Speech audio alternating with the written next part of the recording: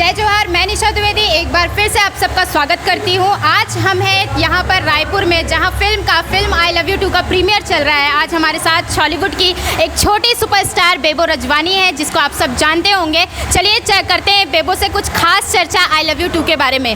हाय बेबो, कैसी हो आप? मैं अच्छी हूँ, आप कैसे हो? मैं भी ठीक हूँ। बेबो, आपका रोल कैसा है फिल्म में? मेरा रोल हीरोइन जो है उसकी बचपन की फ्रेंड का रोल है। ये रोल करते समय आपको कुछ दिक्कतें आई? कैसा लग रहा था जब आप ये रोल कर रहे थे? नहीं, बहुत मज़ा आया मेरे को रोल की, और बहुत जितना हम लोग थके थे उतना मज़ा भी आया। अच्छे से रोल की और कोई परेशानी नहीं गई मेरे को। कोई डायलॉग आपको याद है इस मूवी का?